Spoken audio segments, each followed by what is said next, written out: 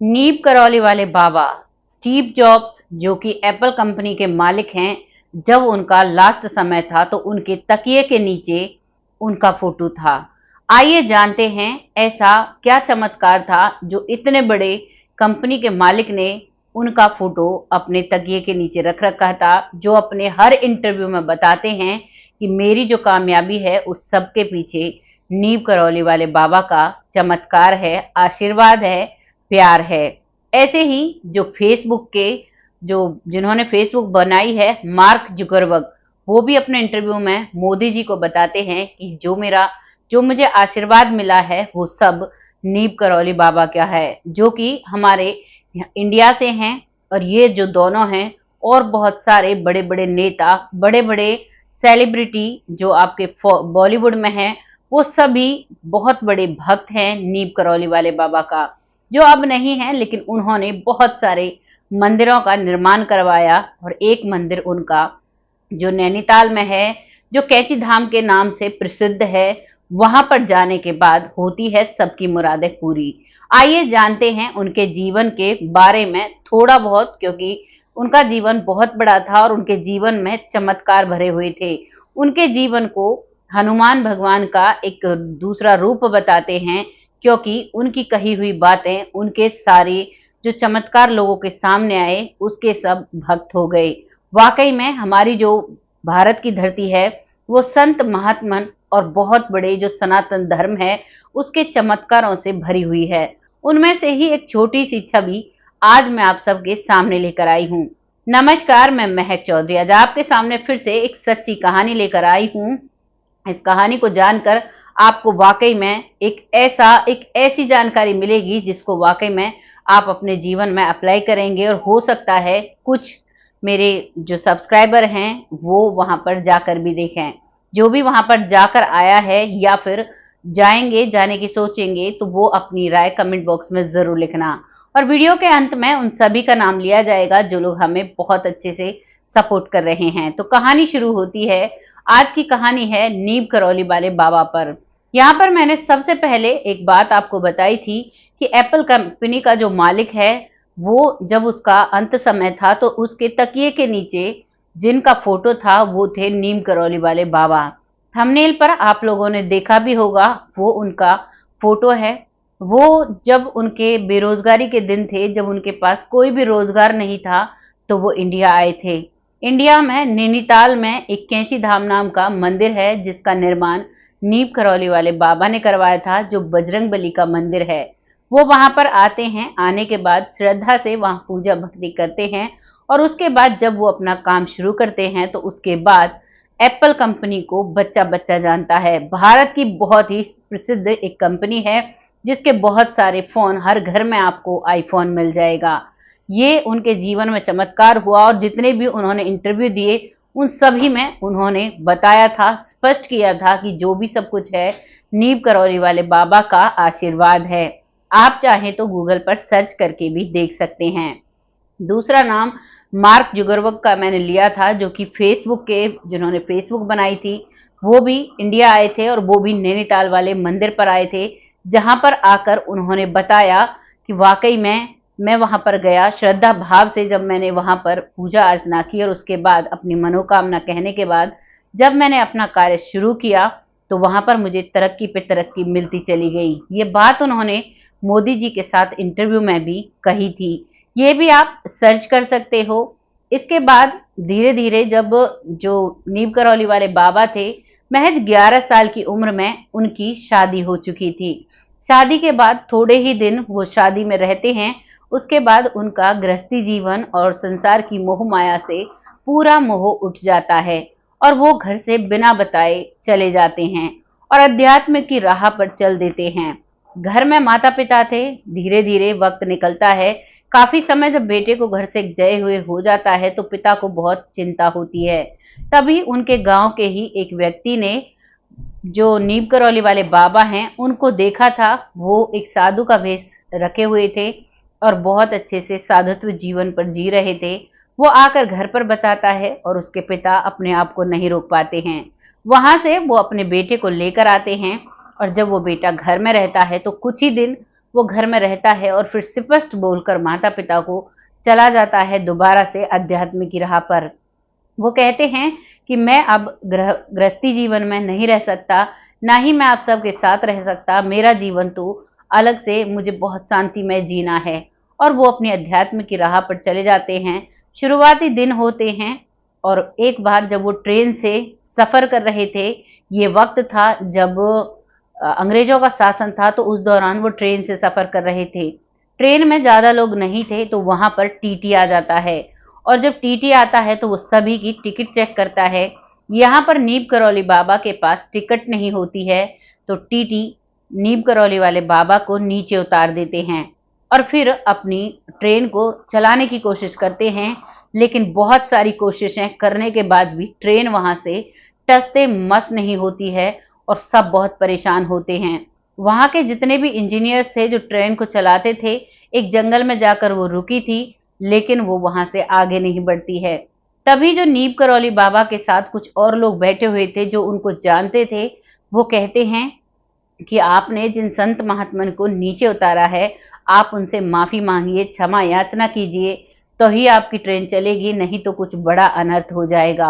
अब ये बात टीटी को समझ में आ चुकी थी, तो टीटी वहाँ से उतरता है और उनसे क्षमा याचना माँगता है और उनसे निवेदन करता है कि आप ट्रेन में वापस चढ़ जाइए। लेकिन नीम करौली वाले बाबा नहीं चढ़ते हैं और वो कहते हैं कि ऐसा नहीं हो सकता, मैं एक शर्त पर आपके साथ चलूँगा। तो वो कहते हैं क्या शर्त होगी? कि जहाँ पर मैं उतरा हूँ यहाँ पर एक स्टेशन होना चाहिए लोगों के लिए, जिससे कि उन्हें सुविधा हो सके। और जो टीटी था उसके साथ बड़े-बड़े इंजीनियर्स थे, बड़े-बड़े अधिकारी थे, वो सभी साथ के साथ डिसीजन लेते हैं और आज भी वहाँ पर नीम करौली नाम का एक रेलवे स्टेशन है, जहाँ पर आप जाकर देख सकते हो। वो नीम करौली बाबा की मांग थी जो सरकार द्वारा पूरी की गई और जैसे ही नीम करौली वाले बाबा उस गाड़ी में चढ़ते हैं, उस ट्रेन में चढ़ते हैं, ट्रेन चल देती है। इस चमत्कार को देखकर वो सभी बड़े-बड़े ऑफिसर्स और वो टीटी भी धन्य हो जाता है और उसी दिन से नीम करौली बाबा की जय जयकार करने लगते हैं। सभी यात्री भी जय जयकार करने लगते हैं।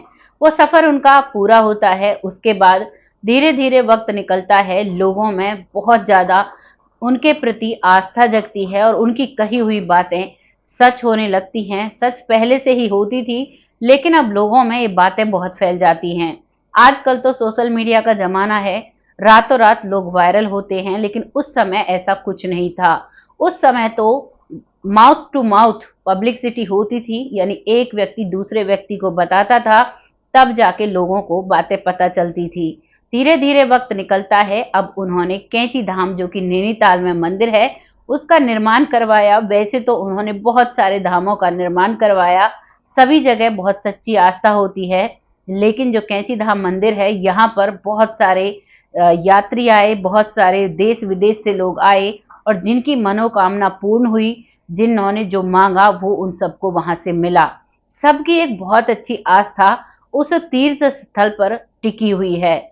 उसके बाद एक दंपति होते हैं जिनका बेटा फौज में होता है और वो बहुत भक्ति करते हैं।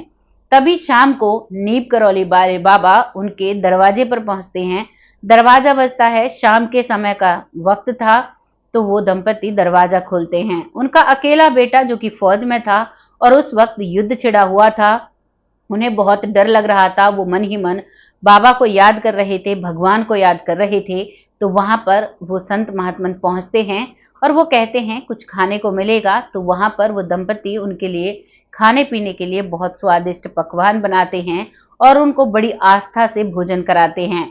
उसके बाद वो भोजन पाकर कहते हैं मुझे कहीं सोने के लिए जगह मिलेगी। तो वहां पर उनके लिए बहुत अच्छे से बिस्तर लगाया जाता है, वो उस पर लेट जाते हैं। जैसे जैसे रात होती है तो कई बार ऐसा लगता है कि बाबा को बहुत ज्यादा चोटें लग रही हैं। उनकी आह की आवाज, दर्द की कराहट उन लोगों को सुनती है, लेकिन वो बाबा के कमरे में नहीं जाते हैं और कहते हैं कि अगर हम बाबा को रात में जगाएंगे, वैसे भी किसी को जगाना बहुत बड़ा पाप होता है और इसी वजह से वो बाबा के कमरे में नहीं जाते हैं। लेकिन दोनों दंपति पूरी रात चिंतित रहते हैं। सुबह होती है, सुबह के 4 बजे संत महात्मन उठते हैं। उठते ही जो कंबल उन्होंने ओढ़ा हुआ था उसे गोल करते हैं, यानी कि उसे अच्छी तरीके से फोल्ड करते हैं और उसे उस माता को देते हैं जो उस लड़के की माँ थी, और कहते हैं कि आप इन्हें गंगा जी में सिरा कर आइए, वहां पर प्रवाहित कर कर आइए और गलती से भी इसे खोलकर मत देखना। वो दोनों दंपत्ति बाबा की पूरी बात मानते हैं और बाबा वहां से चले जाते हैं। उसके बाद वो सीधे जाते हैं और जैसे जैसे गंगा मैया नजदीक आती है, उस कंबल में इतना वजन होने लगता है कि उन्हें ऐसा लग रहा था मानो इसमें कुछ लोहे की धातु बढ़ती जा रही हो। लेकिन वो बाबा के सच्चे भक्त थे, वो उसे खोलकर नहीं देखते हैं और वो गंगा मैया में उसे विसर्जन कर देते हैं और लौटकर वापस अपने घर आ जाते हैं।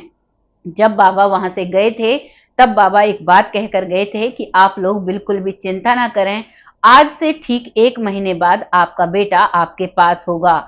इस बात को सुनकर अब दंपत्ति की चिंता मुक्त हो गई थी, क्योंकि वो समझ चुके थे कि बाबा जो कहते हैं वो वाकई में सच होता है और 1 महीने तक वो माता पिता बड़ी शांति से रहते हैं। फिक्स 1 महीने बाद उनका बेटा आता है। बेटे का बहुत अच्छे से वो स्वागत करते हैं प्यार से और कहते हैं कि बेटा, वहां पर तो युद्ध छिड़ा हुआ था जहां पर तुम्हारी ड्यूटी लगी थी, क्या हुआ? तो वो बेटा जो बताता है उसे सुनकर उन दंपत्ति को सब कुछ समझ में आ जाता है। वो बताते हैं कि जब वहां पर लड़ाई हो रही थी तो बहुत ज्यादा गोलियां चल रही थी और मुझे ऐसा महसूस हो रहा था कि मानो कोई अदृश्य शक्ति मेरे सामने हो और गोलियां मुझसे बच रही थी, गोलियां मुझ तक पहुंच ही नहीं रही थी। अगर वो अदृश्य शक्ति नहीं होती तो शायद मैं उसी समय मर चुका होता। वो वक्त भी बताता है, रात के करीबन 1-1:30 बजे का वक्त था जब लड़ाई छिड़ी हुई थी और वही वक्त था जब नीम करौली वाले बाबा दर्द से कराह रहे थे। अब माता पिता को सब कुछ समझ में आ जाता है और नीम करौली वाले बाबा की जय जयकार होने लगती है। और जो नीम करौली वाले बाबा थे वो बहुत बड़े राम भक्त थे और बताया जाता है कि वो बजरंगबली के अवतार माने जाते हैं, क्योंकि वो राम की भक्ति करते थे। हमारे जो रामचंद्र भगवान जी हैं, जो मर्यादा पुरुषोत्तम राम भगवान जी हैं, वो राम राम का जप मंत्र किया करते थे और वही वो पूरा परिवार करता है। अब उस परिवार में राम भगवान की जय जयकार होने लगती है, बजरंगबली बाबा की जय जयकार होने लगती है और नीम करौली वाले बाबा की जय जयकार होने लगती है। पूरे परिवार को पूरा विश्वास हो जाता है और ये सारे चमत्कार दुनिया के सामने आते हैं। आज भी वो तीर्थ स्थल ऐसा है कि आप अपनी मनोकामना अगर वहां पर लेकर जाते हैं तो 100% आपकी मनोकामना पूर्ण होती है। जिस भी परेशानी से आप जूझ रहे हैं, आपको वहां से उन सब की परेशानियों का हल मिल जाता है। ये थी नीम करौली वाले बाबा के जीवन के कुछ हिस्से जो मैं आपके सामने लेकर आई। अगर इतिहास हम खगोलते हैं, इनके बारे में हम जितनी जानकारी जानते हैं, बहुत सारी बातें हैं जिनको बताने में शायद पूरी रात निकल जाए, क्योंकि उनका पूरा संपूर्ण जीवन था। वो संपूर्ण जीवन वो राम भक्ति में निकालते हैं और लोगों का भला करते हैं और अपने परिवार के पास लास्ट समय तक, जब उन्होंने समाधि ली थी, तब तक कभी भी वो मुड़कर नहीं जाते हैं। माता पिता का जब मन होता तो वो अपने बेटे को दूर से देख लिया करते। इस तरीके से उनका जीवन व्यतीत होता है। आपको ये कहानी कैसी लगी, अपनी राय कमेंट बॉक्स में लिखिएगा। छोटी सी जानकारी लाने में थोड़ी सी मेहनत की है। अगर मेहनत पसंद आई है तो अपने प्यारे प्यारे शब्दों में अपने प्यारे प्यारे कमेंट जरूर लिखिएगा, क्योंकि आप सबके कमेंट मेरे लिए बहुत महत्वपूर्ण होते हैं। उन कमेंट से ही मुझे मोटिवेशन मिलता है और मैं अगली वीडियो लाने में बहुत अच्छे से खुश होती हूँ। बहुत अच्छा लगता है मुझे अगली नई जानकारी आप सबके साथ साझा करने में। अब वक्त आता है उन लोगों का जो लोग हमें बहुत दिल से सपोर्ट करते हैं, बहुत अच्छे अच्छे प्यारे प्यारे कमेंट लिखते हैं। सबसे पहला नाम आता है आर नेगी जी, जो सिस्टर कहकर संबोधित करते हैं। कहते हैं बड़ी प्यारी और सच्ची कहानियां आप लेकर आते हो। बहुत ही प्यारा इनका कमेंट होता है, बिल्कुल मोटिवेशनल कमेंट होता है। आपका तहे दिल से धन्यवाद। ऐसे ही मुझे सपोर्ट करते रहें, जिससे कि हम सब का ये जो चैनल है आगे बढ़ता रहे। अगला नाम आता है सरयू बालाजी, जो कहते हैं आपने मेरा नाम लिया, इसके लिए थैंक यू। बिल्कुल, आपको मैं पहले थैंक यू कहना चाहूँ। आप सबके सपोर्ट से ही मैं आगे बढ़ रही हूँ। आपका तहे दिल से धन्यवाद। ऐसे ही हमें सपोर्ट करते रहें, क्योंकि आपकी भी बहुत मेहनत लगती है। आपका कीमती वक्त जाता है जब आप वीडियो देखते हैं और जब आप अपने प्यारे प्यारे कमेंट लिखते हैं। अगला नाम आता है परमजीत कौर जी, जो बिटिया कहकर संबोधित करती हैं और बहुत अच्छे अच्छे कमेंट लिखती हैं, बहुत प्यारे मैसेज आपके होते हैं। आपका तहे दिल से धन्यवाद। ऐसे ही अपना सपोर्ट मेरे साथ बनाए रखें। अगला नाम आता है सपना जी, जो बहुत अच्छे से सपोर्ट करती हैं, छोटी बहन कहकर संबोधित करती हैं। बहुत अच्छा लगता है। संसार में जो रिश्ते भगवान बनाकर भेजता है वो बहुत अच्छे होते हैं, लेकिन उससे भी अच्छे होते हैं जो हम मन से रिश्ते बनाते हैं, सच्चे और अच्छे, बिना किसी स्वार्थ के रिश्ते बनाते हैं। आपका तहे दिल से धन्यवाद। ऐसे ही अपना प्यार भरा सपोर्ट हमारे साथ बनाए रखें, अपना आशीर्वाद हमारे सर पर बनाकर रखें। अगला नाम आता है निहारिका सिंह, जो बहन कहकर संबोधित करती हैं। बहुत अच्छा लगता है जब आप लोग ऐसे रिश्ते से हमें बुलाते हैं, बहुत ही प्यारा लगता है। मन करता है आप सबके साथ बातें करती रहूं और ऐसी ही वीडियोस बनाती रहूं, लेकिन परिवार भी देखना पड़ता है, तो इसीलिए एक ही वीडियो, दो ही वीडियो में दिन में ला पाती हूं। आपका तहे दिल से धन्यवाद। ऐसे ही अपना प्यार और सपोर्ट मेरे साथ बनाए रखें। अगला नाम आता है जमुना जी, जो बहुत अच्छे से सपोर्ट करती हैं। बहुत सारे बड़े बड़े कमेंट इनके होते हैं। आपका तहे दिल से धन्यवाद। ऐसे ही सपोर्ट अपना मेरे साथ बनाए रखें और अपना प्यार और आशीर्वाद भी मेरे सर पर बनाए रखें। अगला नाम आता है विपिन कुशवाहा जी, जो अंकल जी हैं, बेटा कहकर संबोधित करते हैं। बहुत अच्छा लगता है। आपका कमेंट तुरंत आता है, मुझे बहुत अच्छा लगता है। वीडियो डलते ही सबसे पहला कमेंट आपका आता है। आपका तहे दिल से धन्यवाद। अगला नाम आता है मंजू जी, जिनके बहुत मोटिवेशनल कमेंट होते हैं, बहुत अच्छी और नई नई जानकारी भी देते हैं। और आपको एक बात और मैं बता देना चाहूंगी, मैंने आज दोपहर की वीडियो में अपना व्हाट्सएप नंबर डाला है। अगर आप सबने भी कोई ऐसी सच्ची कहानी अपने जीवन में देखी हो, या फिर आपके किसी रिश्तेदार के जीवन में ऐसी कहानी हुई हो, और अगर आप उसे चैनल पर डलवाना चाहते हैं, तो आप उस कहानी को लिखकर व्हाट्सएप कर सकते हैं। साथ ही साथ उसके फोटोज भी भेज सकते हैं। उन्हीं फोटोज के साथ उस कहानी को मैं इस चैनल पर जरूर डालूंगी। अगला नाम आता है शारदा शर्मा जी, जो दिल्ली से हैं, छोटी बहन कहकर संबोधित करती हैं। आपका तहे दिल से धन्यवाद। ऐसे ही अपना आशीर्वाद हमारे सर पर बनाए रखें, जिससे कि हम आगे बढ़ते रहें। ऐसे ही प्यारे प्यारे कमेंट्स आप भेजते रहें। अगला नाम आता है सुशीला देवी जी, जो बहुत अच्छे से सपोर्ट करती हैं। बहुत प्यारे कमेंट होते हैं। आपका तहे दिल से धन्यवाद। ऐसे ही अपना सपोर्ट हमारे साथ बनाए रखें। अगला नाम है विवेक, जो बेटे की उम्र के हैं, बहुत अच्छे से सपोर्ट करते हैं और इस उम्र में भी ऐसी कहानियां सुनते हैं। बहुत कम बच्चे ऐसे होते हैं जो ऐसी वीडियोस में ध्यान देते हैं, क्योंकि आध्यात्मिक लेवल की होती हैं। आजकल के बच्चे तो टिकटॉक, इंस्टाग्राम ऐसी चीजें बहुत ज्यादा देखते हैं। ऐसे ही सपोर्ट अपना करते रहें और आप अपने फ्यूचर में बहुत आगे जाएं, बस यही कामना करते हैं। अगला नाम आता है योग माया जी, जो कहती हैं समझ नहीं आया। पहली व्यूवर हैं हमारी, जो कहानी उन्होंने सुनी वो उन्हें समझ नहीं आई, तो मैं बता देना चाहूंगी, वो थंबनेल पे जो लिखा हुआ था उसमें लिखा हुआ था कि पहली जो दुश्मन होती है उसे ही बहू बनाकर घर में लाए, और वो बहू भी 5 दिन नहीं रह पाती है, जिसे 5 मिनट में सिलेक्ट किया था। ये कहानी है 2 जन्मों की। पिछले जन्म में जो महिला उसकी दुश्मन थी, उसे ही वो इस जन्म में बहू बनाती हैं, और उनकी जो मंशा होती है कि सास बहू की हमेशा नोक-झोंक रहती है। आप भी समझते हो 5% सास बहू ऐसी होती हैं जिनमें बहुत बनती है, ज्यादातर टकरार रहती है, तो इसी मंशा से वो उन्हें बहू बनाती हैं। लेकिन वो जो बहू है, जो पिछले जन्म की दुश्मन है, उनका मन भी गवाही दे देता है, और वो 5 दिनों में ही, 5 दिनों तो क्या, दूसरे दिन ही वो ससुराल छोड़कर चली जाती हैं। ये कहानी का कुछ इस तरीके से सीसास निकलता है, और आप एक बार दोबारा देखिएगा तो आपको प्रॉपर समझ में आ जाएगी। ऐसे ही अपना सपोर्ट और अपनी राय आप लिख सकते हो, बेधड़क होकर लिख सकते हो। आपको समझ में आता है, नहीं आता है, जो भी आपको दिक्कत परेशानी होती है, उसके लिए हम हर वक्त तैयार रहते हैं, और आपके कमेंट के साथ आपको जरूर जवाब दिया जाता है। अगला नाम आता है नीमा सिप्पा जी। नीमा सिप्पा जी, जो बहुत अच्छे से सपोर्ट करती हैं। बहुत प्यारे कमेंट इनके होते हैं। आपका तहे दिल से धन्यवाद। ऐसे ही अपना सपोर्ट हमें करते रहें, जिससे कि हम आगे बढ़ते रहें। अगला नाम आता है सुरेंद्र जी, जो बहुत अच्छे से सपोर्ट करते हैं। बहुत प्यारे कमेंट होते हैं। आपका तहे दिल से धन्यवाद। ऐसे ही अपना सपोर्ट हमारे साथ बनाए रखें। अगला नाम आता है महेश गुप्ता जी, जो बहुत अच्छे से सपोर्ट करते हैं। आपका तहे दिल से धन्यवाद। ऐसे ही अपना सपोर्ट बनाए रखें। अगला नाम आता है राजेंद्र सिंह, बहुत अच्छे से सपोर्ट करते हैं। आपका तहे दिल से धन्यवाद। ऐसे ही कमेंट लिखते रहें और अपना कीमती वक्त में से थोड़ा सा वक्त हमें देते रहें। और हम जो कहानियां लेकर आते हैं, ज्यादातर सीख भरी कहानी होती हैं। आपको जब आप कहानी सुनते हो, तो आप दिल से कमेंट करिएगा कि आपको इसमें जो सीख मिलती है आप अब की बार उसके बारे में जरूर लिखकर बताइएगा। अगला नाम आता है आलोक शर्मा, जो बहुत अच्छे से कमेंट करते हैं, हर रोज वीडियोस देखते हैं, सभी चैनलों पर कमेंट करते हैं। आपका तहे दिल से धन्यवाद, ऐसे ही सपोर्ट करते रहें जिससे कि ये चैनल आगे बढ़ता रहे। ये चैनल आप सभी का है, सिर्फ मेरा नहीं है, क्योंकि जितने लोग भी हमारे साथ जुड़े हुए हैं ये सभी का परिवार है। बहुत जल्द फिर से आती हूँ ऐसी किसी अच्छी और सच्ची स्टोरी के साथ। तब तक आप सब खुश रहें, बस भगवान से यही दुआ करती हूँ। सब स्वस्थ रहें, मस्त रहें, अपने रिश्तों को अच्छे से संभालें, क्योंकि जीवन में रिश्ते एक बार ही बनते हैं। इनको अगर हम अच्छे से निभाते हैं तो हमारी जिंदगी बहुत आसान होती है। तब तक के लिए जय हिंद, जय भारत।